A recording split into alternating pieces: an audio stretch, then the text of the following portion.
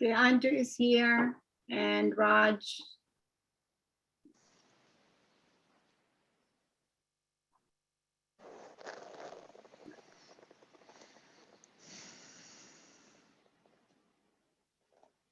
Okay, we are ready to get started. Okay, so good evening, everyone. Welcome to the April 8, 2021 meeting of the CB6 Health and Human Service Committee. My name is LV Barroso, and I'm the chair of the committee. This meeting is called to order at 6:32 p.m. tonight. We are joined by Community Associate Brandon Bird. Members of the public, you can raise any question or comments that you have through the Q&A feature of Zoom. If there is time following the committee's discussion, we will field questions from the public.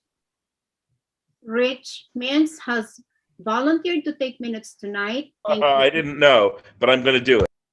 Thank you, Rich. Rich, you won't be able to tweet the whole time then.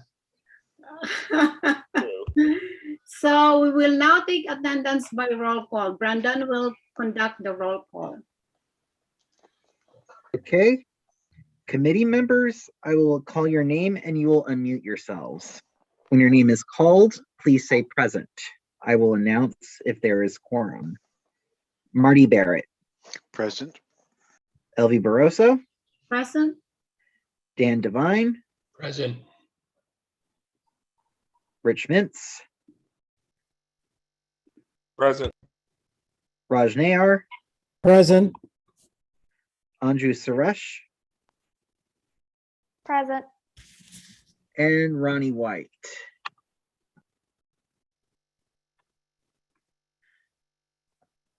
Okay, we have quorum. Okay, good. So the agenda for tonight's meeting was distributed ahead of time by the board office and is reflected on the screen before you. If there is no objection, we will adopt the agenda. Members of the committee, if you object to adopting the agenda, you may raise your hand through Zoom.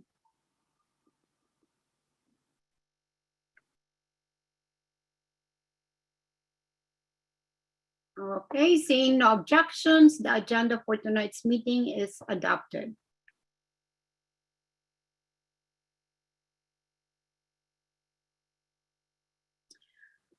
The minutes from the March 11 meeting was distributed ahead of time by the board office. If there is no objection, we will adopt the minutes as drafted. Members of the committee, if you object adopting the minutes, you may raise your hand through the Zoom.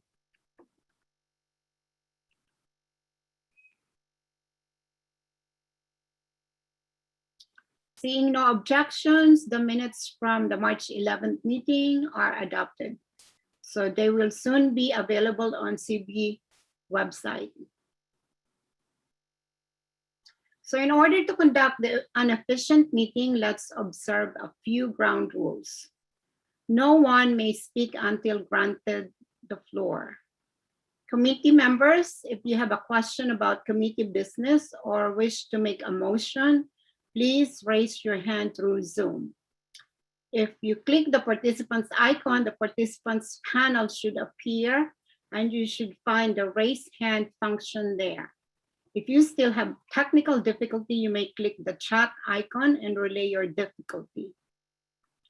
The chat function should not be used for committee business or questions about agenda topics. All such remarks should be made on the record by raising your hand through Zoom. Chat should only be used to alert us to any technical difficulties you are having or to state in writing information that was already stated aloud on the record during the meeting. When a committee member is given the floor to speak, I will identify you and you can unmute yourself so that you can speak.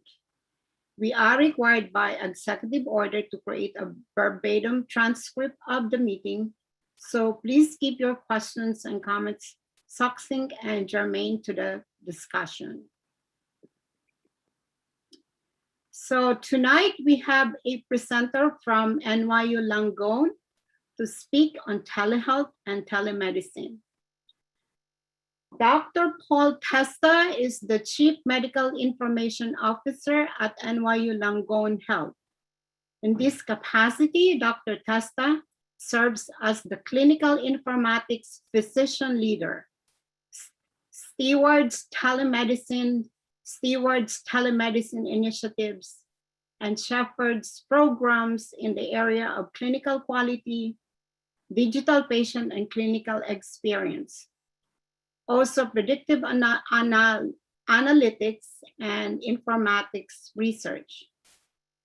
He works closely with physician and nursing informatics groups to transform and advance how NYU Langone delivers care via new technologies, which NYU Langone continues to implement and optimize with innovative new health IT, startups, and established partners.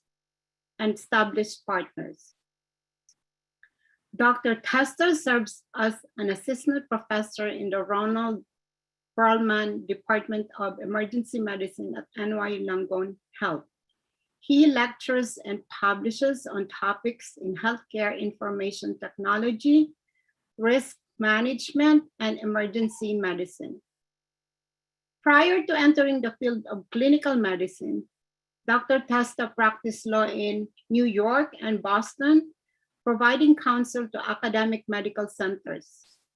After graduation from Middlebury College in Vermont, he earned a JD at Boston College Law School, MD at Dartmouth Medical School, and a Master's of Public Health with a concentration in public health law at Harvard University.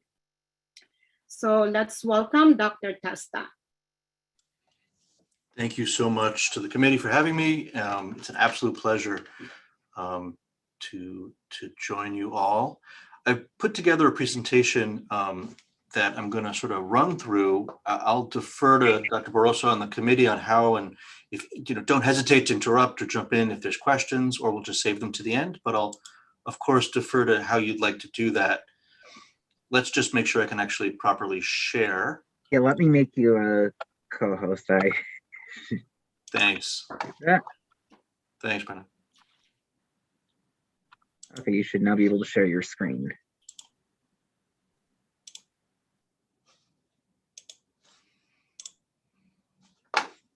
Perfect. And you can see the presentation? Yes. Excellent. So telehealth, telemedicine, and digital health, the time has come. And I'm going to talk to you a little bit about, one, our journey before COVID, and then what we've been through with you as our neighbors over the last year, as we've worked with literally tens of thousands of COVID patients, both digitally and in person. So something, just a little groundwork about definition. So telehealth is essentially using electronic information or communication tools to support long distance care provision, patients, and healthcare professionals. So it's really broad. It can be educational, it can be public health, and it can be the administration of health systems. The technologies include video conferencing, the internet, storing and forwarding images, which we do frequently in our NYU Langone Health app, streaming media, and both wired and wireless communications. Telemedicine really is that remote video care. Almost every state has a specific definition of telemedicine, and almost always, including New York State, telemedicine obliges video. Usually telephonic connections are thought of as telehealth. And then you'll hear the term digital health thrown around, which is really just technology plus the provision of care. You'll also hear virtual health, which is sort of a paraphrasing of telehealth itself. This is not about telehealth. This is a slide. This is an image, a tweet from one of our hospitalists and researchers at the height of the pandemic, April 4th or March 30th, excuse me, and the innovation of writing on the wall. If you look on the right side, this is our brand new pavilion, and all that information would have normally been available to any clinician on that very high-tech touch screen on the other side of that wall. But because of the need to quarantine and the need to have the different pressure rooms for COVID patients, those screens were rendered essentially unavailable to us unless we wanted to don and doff PPE. And we all remember, so we all lived through that early phases when PPE was so hard to come by. But going back before that, 2017 is when we sort of laid out a strategy that really bore fruition as we fought the good fight in this last year and continued to in the face of COVID.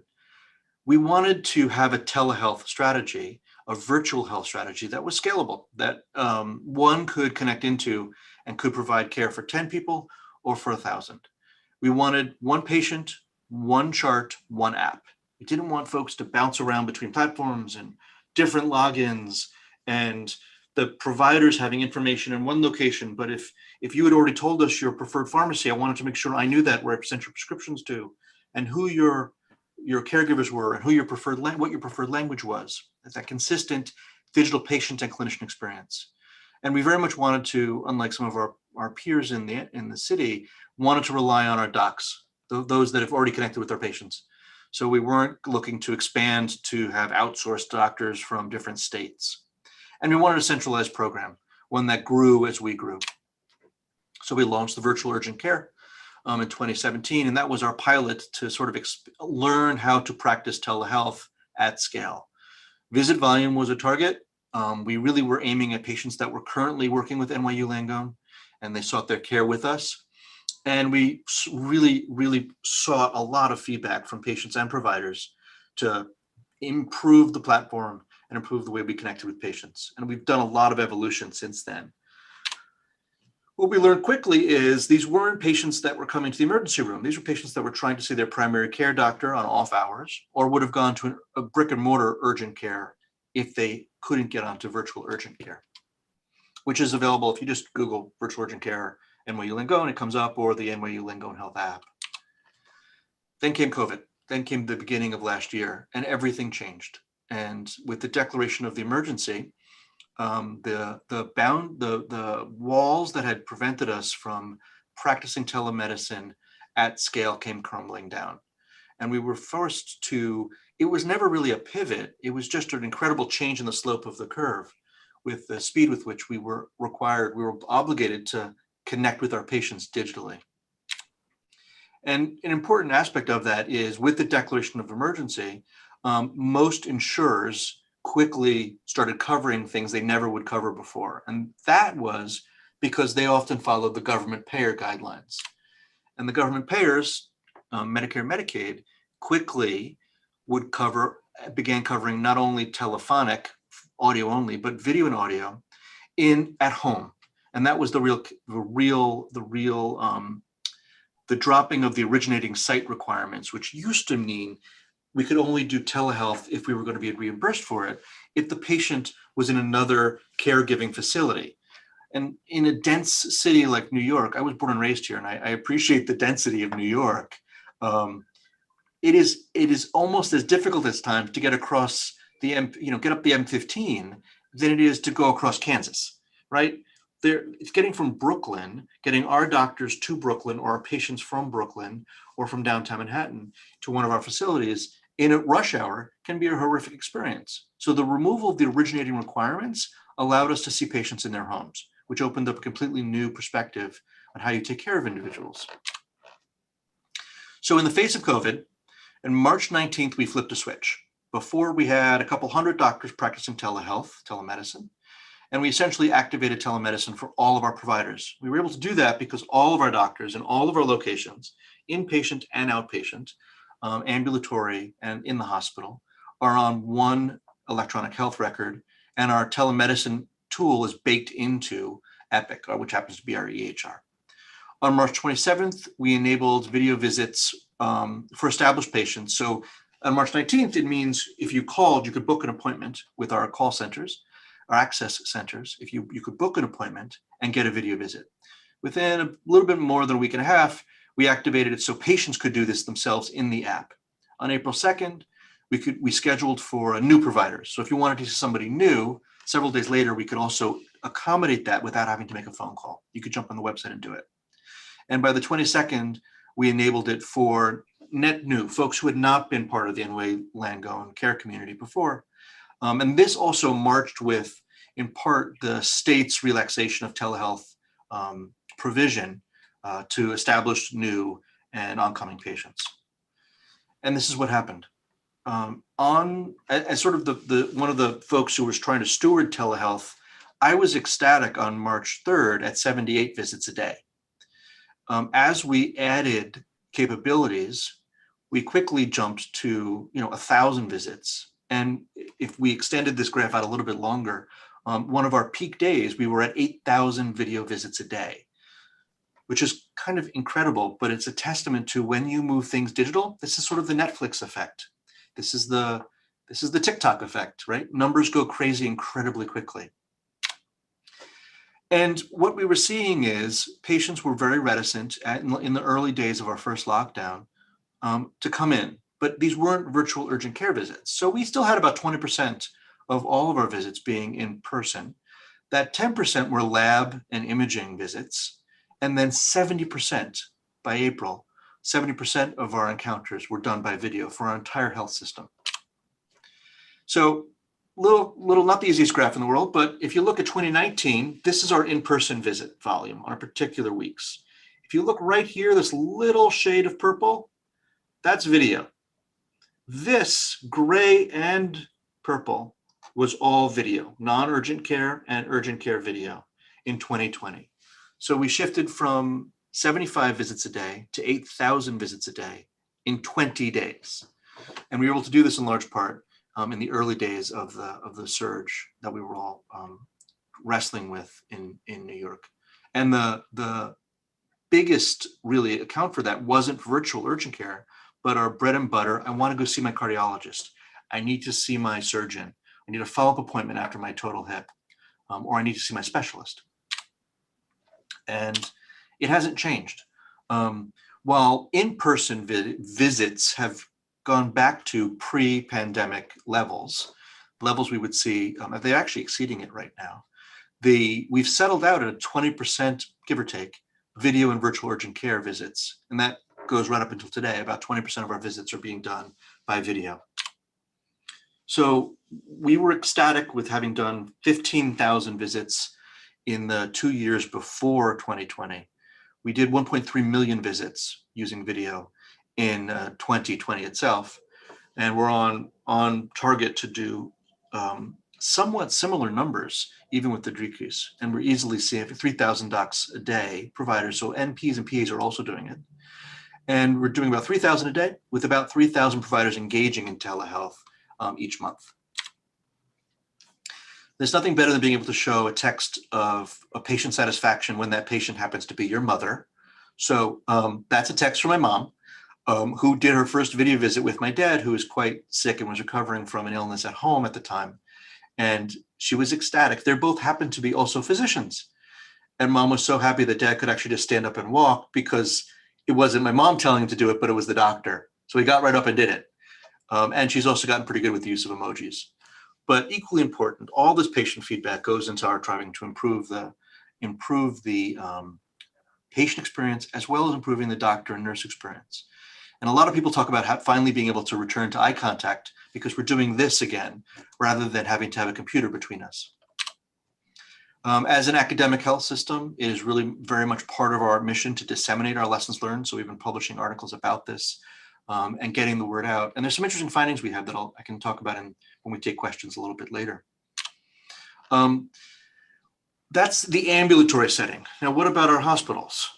In a time, I know that nurse, and she's much gruffer looking in this photo than she normally is. And that's a colleague of mine whose Face ID was essentially rendered useless with his PPE on in the clinic in the hospital.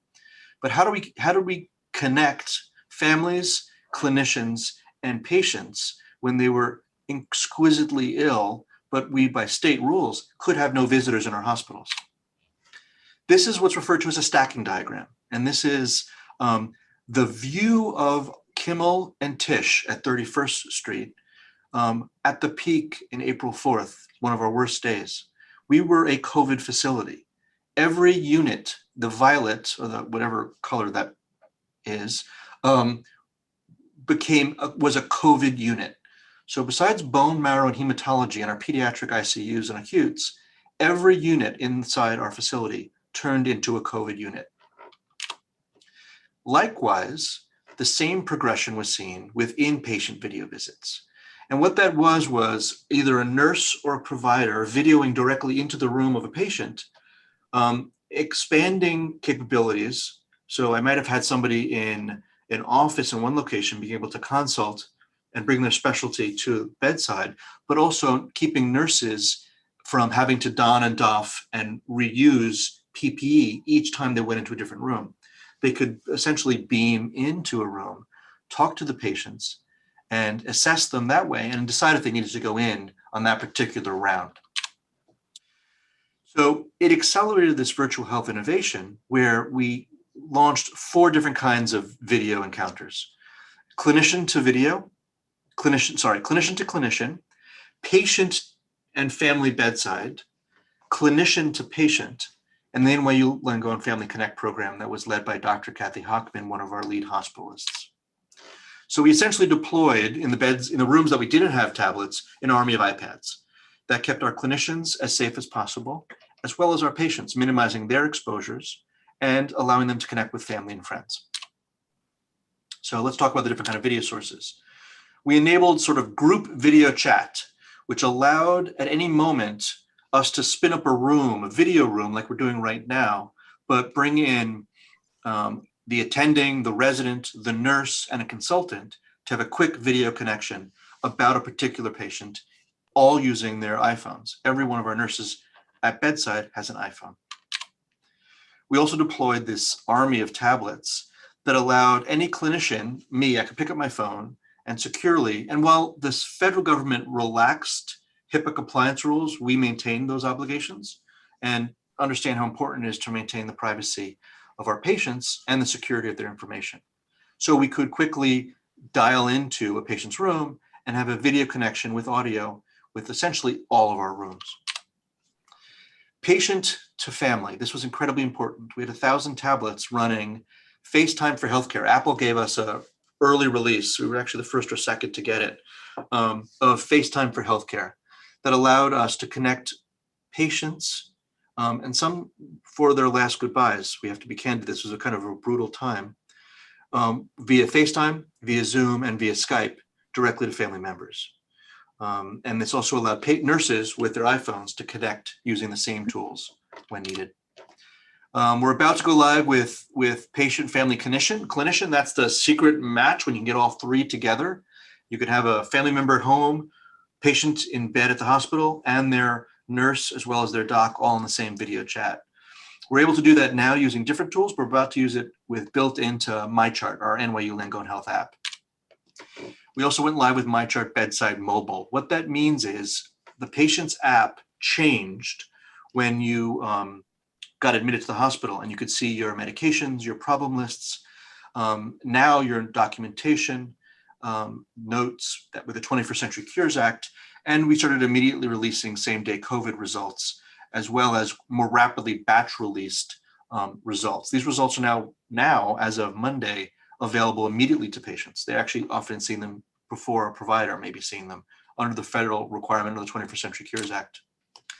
The Family Connect program was leveraging physicians that were otherwise displaced in the time of COVID because we had a lot of extra services that we could not be using, particularly when we shut down our ORs.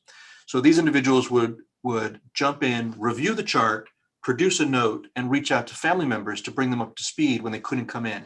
We would auto-release this to the patient as well as all their proxies. So if they've got a proxy in MyChart, in the NYU Langone Health app, you create a proxy, I share it with my family members, they would see these notes at the same time and could stay up to date and message back and forth when admitted. So what's next for virtual health? The big next step for us is remote patient monitoring. This existed before COVID, and we were live with these obstetrics, maternal fetal medicine, transplant, primary care, et cetera. And we're rapidly deploying to other services, including rehabilitation, ophthalmology. We've released an app that links with our MyChart app to allow you to do an eye test before a video visit. and general cardiology and others.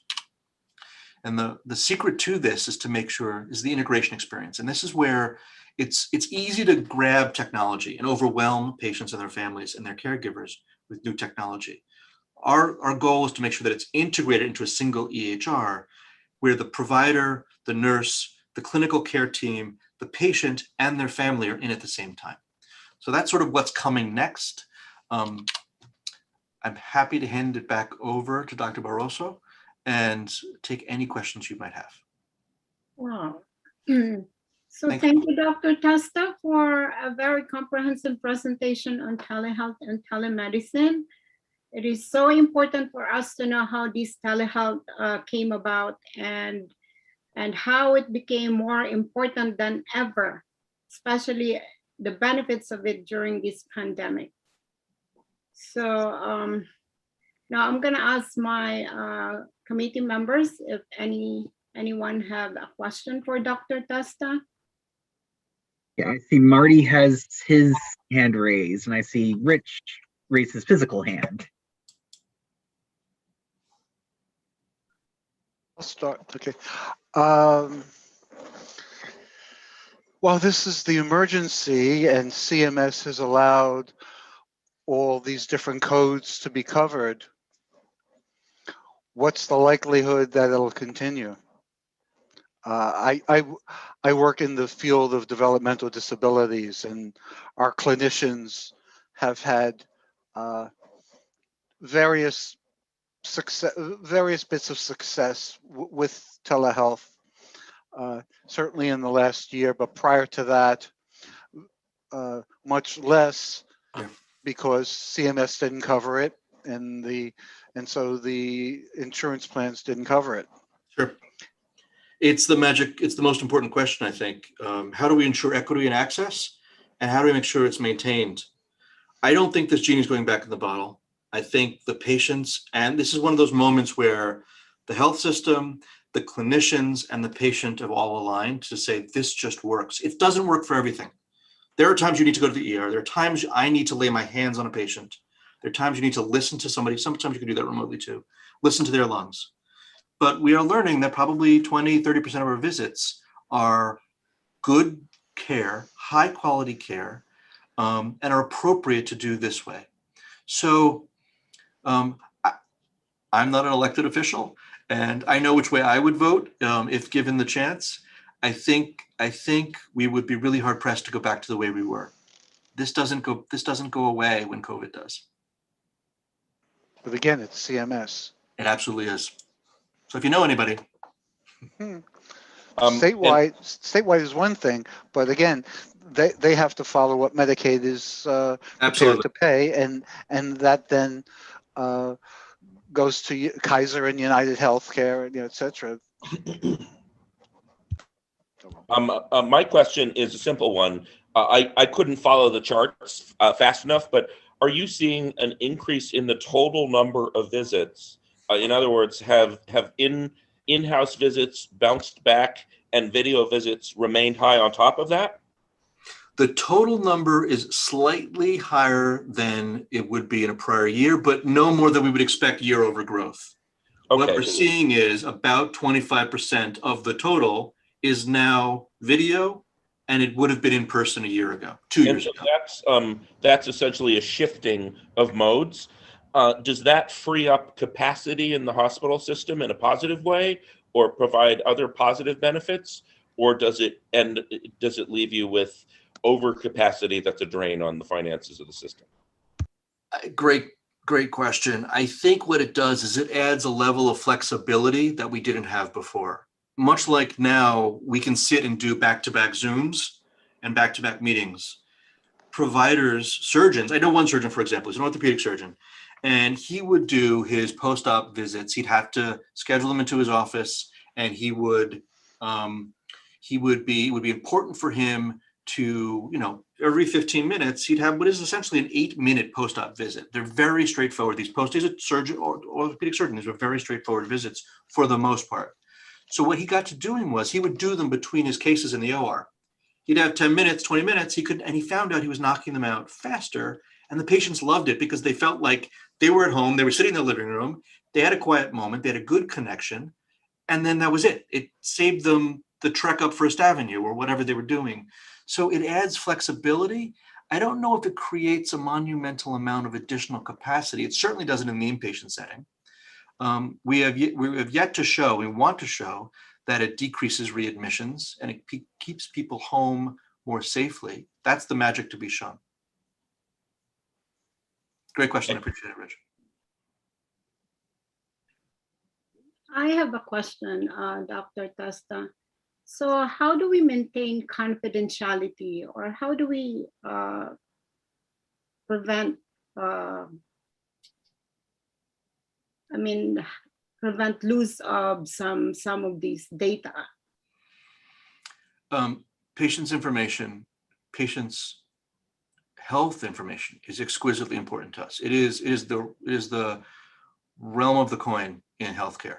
And as we move more digital, there are associated risks with it. I would say we take that to be one of our most important charges. Besides the quality care we provide, it's protecting our patients.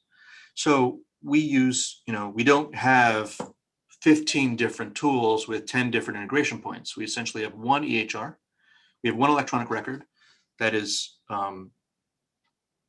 well protected and well secured and very established. And we only have one telemedicine system that is integrated to it. We leverage different levels of security that exist on things like telehealth is just much more easily done over smartphones than trying to get a browser to work and different plugins and different cookies. And it's just, so security across the board digitally has increased. There's absolutely always a risk, but we have a chief security officer, information security officer. We have a whole team of individuals that are constantly surveilling our system. This is probably one of our foremost important values. Were you involved in choosing Epic and MyChart? Did you go out to Wisconsin to see their facilities? We go out to Wisconsin. I have a team of physician informaticists. We go out to Wisconsin. We used to, when in the days when everybody traveled, probably every 3 to 4 months to actually give Epic our feedback to learn what their development plans are. We're a very close development partner with them, and we've brought them a long way, I think, with our requests, and they've grown to meet it. I was involved with the implementation starting in 2012 in the inpatient setting. The choice for that was made by a team of leadership in, I think, 06 and 07, when we first went live in 2007 in our ambulatory practices down in Lower Manhattan. Well, Epic in those days were hiring 10,000 people a month. Yeah. Wow. I see that Dan Devine has his hand raised. Dr. Testa, that was super interesting. And I'm wondering just more broadly about innovation in the field in general. So it seems like this was something that obviously, was pulled forward many, many years because of the pandemic. But are there any other things like points of friction that you foresee going forward besides telehealth, where that might make it a lot easier for doctors to do, what they intend to do? Good question. Tough one, because as you commit to a big platform and integration and singular systems, it's hard. It can be challenging to innovate around platform. That's a challenge. I think our patients drive us there. So if you are a patient of ours and you show up at one of our facilities, you'll notice right now we do a read of your palm to look at the veins to validate who you are. That may change because patients are less comfortable touching sometimes, although we sterilize it between each use. I appreciate that. We've also moved to touchscreens, but why do we even have waiting rooms, right? Where are we going to go where you should be able to fill out your paperwork on the subway to the office or 2 days before? And all the questions that get asked each time maybe should be offered to you digitally, if that's comfortable for you, in the language you need it offered to, so you can answer those and then have a different kind of encounter, a different kind of visit. So I think the one thing that's going to stay is this hybrid model, where if you go see a doc for a chronic disease 4-6 times a year, I suspect it's going to be 2 or 3 in person and 2 or 3 via video or store and forward or other sorts of means. So, and I'm seeing a monumental amount of innovative startups coming out of New York City that are looking to jump in this space and connect with us. Things like, ultrasound machines in your pocket, and just it's a wide open world now that we've sort of. It's again, to go back to the metaphor. Do you want to be Blockbuster or do you want to be Netflix? And I think healthcare is committed to being Netflix, and this year accelerated that in ways that we didn't foresee. And just one quick follow-up question. Something that I've noticed from going to my primary care is that sometimes they could spend a decent amount of time kind of typing in notes. Is there anything around, and I know there's probably security issues and things like that, but it seems like a doctor's ability to be able to look directly at the patient, kind of read some nonverbal cues, or is there anything about kind of like being able to input into, what the conversation into notes to eliminate that portion? That's a of the job? yeah. So that's we're actually piloting with a voice recognition company and integrated into the EHR ambient scribing, and it involves essentially an Alexa-like device, a Siri, Alexa, choose your Google Maker, Google Home microphone with the consent of the patient that is using artificial intelligence and word recognition to craft a note, a progress note, and then offer it up to the doc after the encounter to say, how close did we get? And if we're off, show us how we're off and let us learn. So we're just kicking the tires on that right now, but it's referred to as ambient scribes. And in my mind, that's the future. That's not Star Trek. That should be like in a couple months, but I'm really gung-ho on these things. So that's why I do what I do. Interesting. Yeah. Ambient scribes. Very cool. Cool. Even though I've tried connecting my NYU, HHC, and New York Hospital, Cornell, my chart systems, the only thing it does is indicate on each that the others exist, not that the particulars within each system have melded. Interesting, because it should, and I don't think this is the time to give you too much tech support, but I'm happy to dive in at another time. It should actually show things in line and merge the accounts. So it's your login. We don't see information unless you give us consent from H&H or from Presby or New York Hospital. In your My Chart, your version of My Chart that you choose, whichever one you download, if you want to work on the H&H one or work on ours, it should pull them all together once you sync them. So the only thing I see is that the others exist. Yeah, we can do better than that. Okay. We should do better than that. They're great systems. Good. Yeah. Only wish it was available within the DD world. The DD world, my ignorance. Development. Oh, development disability. Yeah, I hear you. But it's too small of a niche for Epic to have gone in. I know that in some of our institutes we use it, but it's a different creature completely. I appreciate that. Other questions? I see a couple. Yeah, go ahead. I see that there are a couple of questions from members of the public. Are those the ones in the Q&A? Yep. One of them is asking, Karen Moore is asking, how do the costs to the hospital of telemedicine compare with in-person care?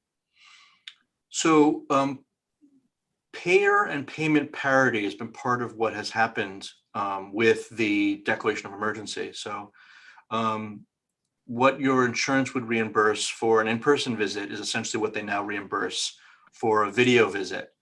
What's going to happen to that in the future goes to the question that was asked earlier by Marty about, how are we here to stay? And I suspect the payers will look to perhaps change that in the future. But for us, it's essentially the same costs. Our fixed costs are our fixed costs. We have our structures, we have our large hospitals and our ambulatory locations, and we have our salaried clinicians. So it's essentially the same for us. The question comes down to whether or not the insurers will recognize the value and the wants of the patients and the clinicians. I think there's one other one is if NYU were to provide an easy to use portable blood pressure machine device and show patients how to use it. That's the big one. I agree with you, Richard. And show patients how to use it. That might provide a good remote video visit, especially with cardiology patients. So we're similar to the ambient technologies I spoke about earlier. We are live right now with, so if your cardiologist is at NYU and you want to share your blood pressure readings, or if you want to share your scales or any of your integrated devices, if you have those, you can hook them up through the app in both Android and iOS devices, and they can sync your data directly. And I'll tell you that I found that I had high blood pressure because I was testing one of these blood pressure cuffs at home, and I wasn't before taking my blood pressure. And I noticed that I actually have quite notable high blood pressure, and began medication because I was donating my information to my doc through Epic, through the MyChart, the NYU Langone Health app. So that's possible now. It is not always the easiest process, and we have to work hard to make it a better process to sort of migrate the data and make sure the devices are all synced up. And there's a lot of different manufacturers, but more is coming, and that was sort of those last couple slides I alluded to with remote patient monitoring. A lot more is coming. That, in my mind, is the next big step in the future.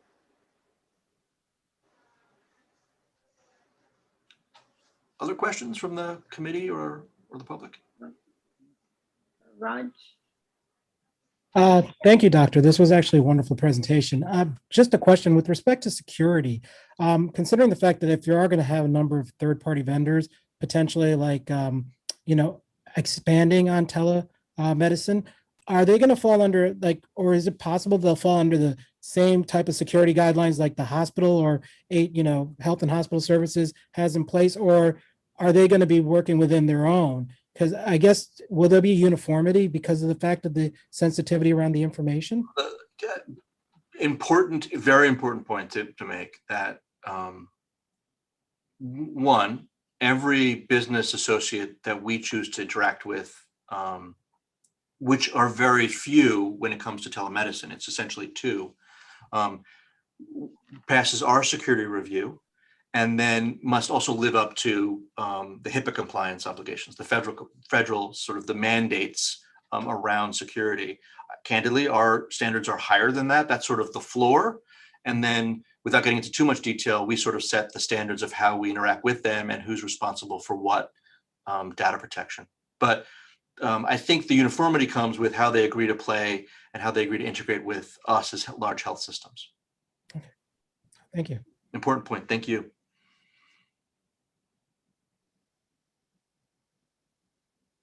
Other questions? Brenda, any questions from the public? Nope. All of the questions that were asked have been answered from members of the public. All right, so Dr. Testa, thank you so much. Thank you, everybody. Been a privilege. Yes. Thank you. Thank you. Okay, so now I have a short report. On April 1st, 2021, the New York City Vaccine Hub started a walk-in program at 11 sites. So New Yorkers age 75 and older will have access to 100 walk-in slots, 50 appointments for 75 and above, and 50 appointments for companions at each of the 11 sites in New York City.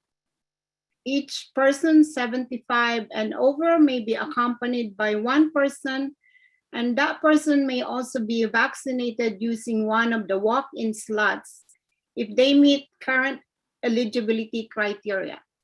Walk-ins are anytime between 9:30 a.m. to 6 p.m. from Thursday to Sunday. There are 11 sites in New York City, and we have 2 sites in Manhattan. The sites include Essex Crossing at 224B Broome Street and at City College at 1549 Amsterdam Avenue. And also on April 6th, as we know, New Yorkers 16 and over are now available to get the COVID-19 vaccines. So last week I mentioned about planning for a health forum in May, but it looks like we won't be able to, we won't have enough time to plan for it. So it's not gonna happen. So any member of the committee has any old or new business? Fritz, you wanna mention the issue on homelessness? Yes, actually, I don't have anything to report. Corinne has been talking with some people that serve the developmentally disabled about the issue of homelessness among developmentally disabled people. I know she has heard back because I've seen email traffic, but I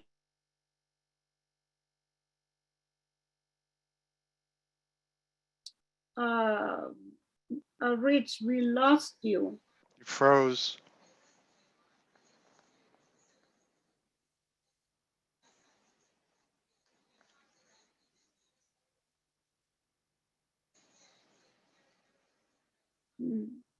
Yeah, Rich's screen went Looks blank.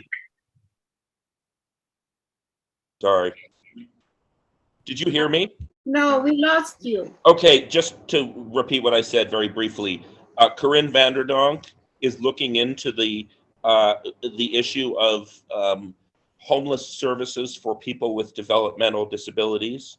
She has spoken to people at some nonprofits that serve people with developmental disabilities, but I don't know the results of those conversations yet, so I have nothing concrete to report. I see. All right, so is there any other important I see Anju has her hand raised. Okay, Anju. Yeah, just to follow up actually from our last committee meeting. So in place of the health forum, we had discussed potentially looking at volunteer opportunities, which we can help communities that for one reason or the other don't have access to get an appointment for vaccinations assistance. So I reached out to Councilmember Rivera's as well as Power's offices to see if they're doing any particular volunteer efforts. Their offices are supporting seniors in getting their appointments. The most recent updates I've gotten from them is that they're not doing any kind of official like volunteer call out, but especially as they've so many of their residents they feel are able to get those appointments. So what I have done instead is reached out to Mark Levine as well, because Harlem has disproportionately not been able, or residents there have been disproportionately not been able to get access to the vaccination. So if I hear something back, I will forward it to you, LB, and then you can forward it to the committee on any opportunity that we can have to engage. But it seems like for our districts that we cover for Community Board 6, the rollout is going at least relatively better than the rest of the city. Yeah, thank you so much. But anybody who needs a schedule for a vaccine, just let me know. I can hook that person to my connections. Okay, so any other? CB6 has been among the lowest in positivity rates within the city. And a couple of weeks ago, my zip code was the very lowest. It was 0.95. So it's, Yeah, and we're doing okay. Yeah, including the number of community members that had been vaccinated. I think we have accomplished more than any of the boroughs. Yeah. So any other question? I mean, any other topic to discuss?